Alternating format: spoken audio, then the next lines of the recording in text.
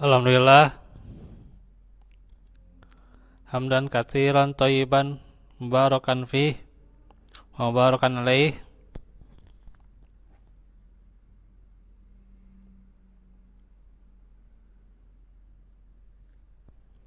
Asyhadu an la ilaha illallah wahdahu la syarikalah wa asyhadu anna Muhammadan abduhu wa rasuluh alladzi la nabiyya ba'da.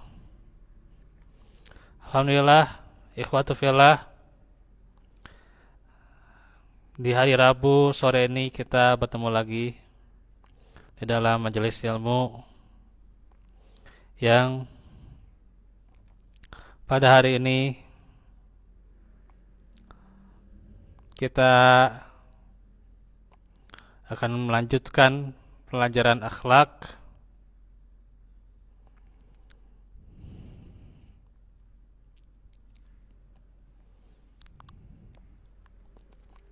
dan membahas seputar ujub atau al-ujubu. Sekarang masuk ke sebab penyakit ujub. Ada beberapa sebab dari penyakit ini, dan sebab yang paling kuat adalah banyaknya pujian. Jadi semakin banyaknya pujian kepada orang itu, maka itu ya semakin berbangga ya.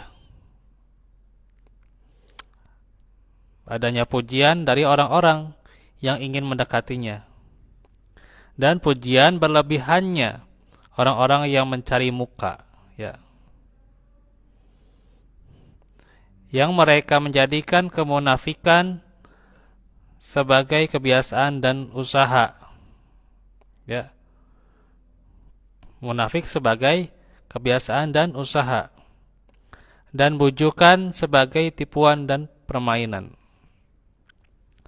Apabila mereka mendapatkannya diterima oleh yang memiliki akal yang lemah, mereka dapat membujuk pemiliknya dengan keyakinan dusta mereka dan menjadikan hal itu sebagai jalan untuk memperolok-oloknya.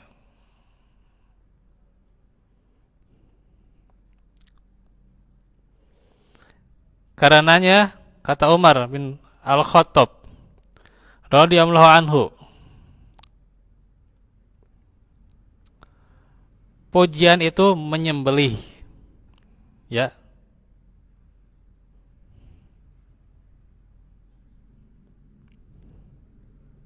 Apa? Pujian itu menyembelih. Karenanya dengan pujian itu ya, terkadang orang, oh saya sudah dipuji, sudah hebat, sudah dikatakan begini dan begitu gitu ya,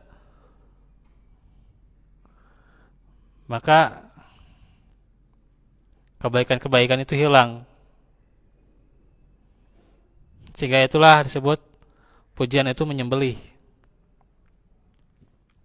Seketika sudah dipuji, hatinya merasa besar ya, jiwanya merasa besar, tapi besarnya itu apa? Kebanggaan terhadap dirinya itu ya.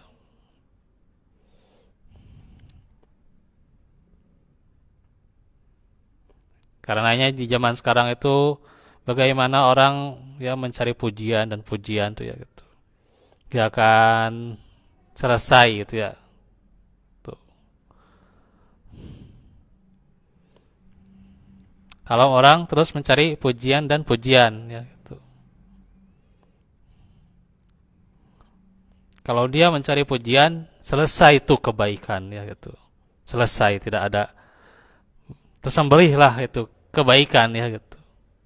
Karena apa? Karena pujian ya. Ya dia nggak ngelihat orang lemah lagi ya, nggak ngelihat orang miskin atau dua apa ya, boro-boro lah gitu. Ah, kamu mau ngapain lah gitu ya gitu. Nah itu ya, Insya Allah ya. Bahkan ada orang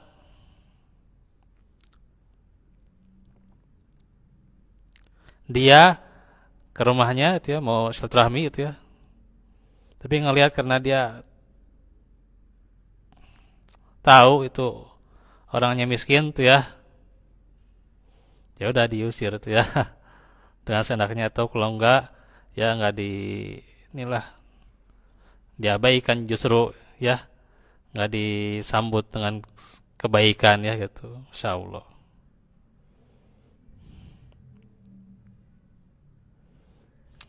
Nah, itulah penyakit ujub ya, luar biasa nih. Padahal orang yang datang itu ayah gitunya tidak ada sebab dia kecuali untuk kebaikan ya, bukan minta-minta, bukannya sanes minjem tagenya sanes rek minjem gitunya. Gitu. Tapi kenapa ditolak? Ya karena ya itu sudah punya rasa ujub ya gitu. Kemamanaon nah, itu ya. Terus gimana cara mengobati penyakit ujub? Adalah dengan menyadari sesungguhnya apapun yang Allah berikan pada hari ini, baik ilmu, harta, kekuatan, kegagahan, atau kemuliaan, bisa saja Allah mencabutnya besok tuh, jika Allah menghendakinya. Ini dalam Minhajul Muslim ya.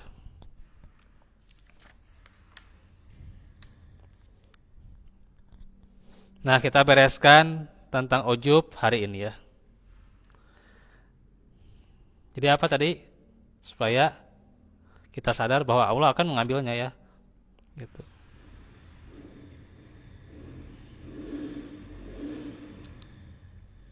Orang yang sukses pada hari ini pasti Allah akan mengambilnya suatu saat nanti. Gitu. Orang yang kaya saat ini Allah akan mengambilnya. Allah akan mencabutnya. Ya. Karena itu semua milik Allah. Ya.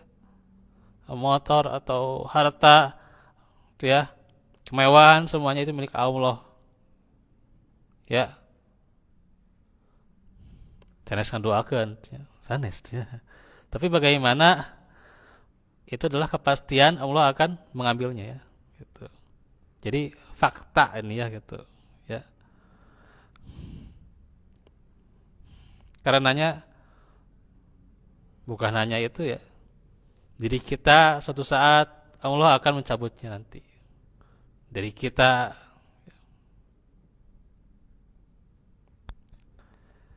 jiwa raga kita Allah akan mencabutnya. Ya. Sudahkah kita persiapkan ya? Untuk hal itu ya. Ketika Allah ambil kembali hal itu ya. Masya Allah. Nah itu. Jadi jangan kita takjub ya gitu. Pada orang yang wah ini kaya, ini hebat, ini rumah tangganya udah maju duluan, ini udah gitu ya. Dan begitulah gitunya, takjub ya. Padahal nanti itu akan diambil oleh Allah ya. Gitu. Wa inna lillahi ya. Sesungguhnya itu adalah milik Allah ya. Wa inna ilaihi raji'un, dan akan kembali pada Allah gitu ya gitu. Nah, ada quotes dari beberapa ulama, di antaranya Ibrahim bin Adam rahimahullah, bahwa tidak membenarkan Allah orang yang menginginkan kemasyhuran tuh, dia tidak membenarkan Allah ya gitu. Karena apa? Dia tidak mengakui nikmat itu dari Allah ya gitu. Dan berkata Ayub, tidaklah Allah membenarkan seorang hambanya kecuali ia merasa senang dengan tidak menyadari kedudukannya tuh. tidak menyadari kedudukannya sebagai seorang hamba. Dia harusnya mengabdi, ya, karena dia sudah diberi nikmat, harusnya beribadah, ya gitu. Ya. Kan la'allakum tashkurun, kan harusnya disyukuri, ya gitu. Nah, ini karena dia merasa hebat, dia merasa bangga bagaimana gitu ya. Nah itu. Sehingga Allah tidak membenarkan seorang hambanya karena dia tidak merasa, tidak bersyukur ya, karena itulah dia diajukan oleh Allah ya. Dan berkata Muhammad bin Al-A'la, barang siapa yang mencintai Allah, ia akan lebih suka untuk tidak dikenali orang. Jadi ya, kalau kita cinta kepada Allah, ya kita nggak usah dikenal lah, ya nggak usah dikenal orang lain lah gitu, ya nama kita ya dicantumkan, nggak usah lah, ya karena kita ujung-ujungnya ridho Allah, cinta Allah, bukan ridho manusia, ya. Nah itu yang kita harapkan adalah ya yarjuna rahmatullah, ya kasih sayang Allah, ya gitu. Nah itu. Dan ditanya kepada seorang yang bijak ya atau ahli hikmah ya, perbuatan apakah yang kurang baik walaupun benar? Beliau menjawab, memuji diri sendiri ya.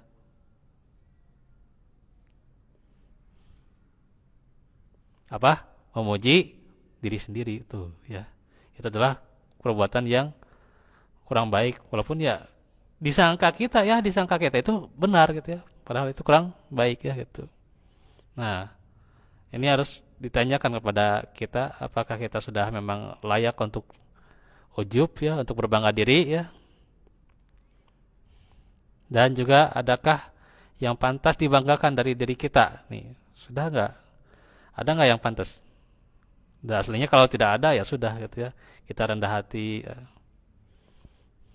Dan juga introspeksi diri, evaluasi diri ya. Senantiasa memperbaiki diri ya. Itulah pelajaran tentang ujub ya. Nanti kita lanjut lagi ya.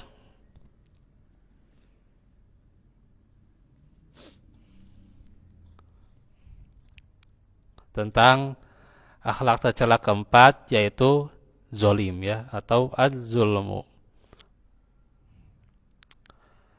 Aku qauli hada wa astaghfirullah li wa lakum.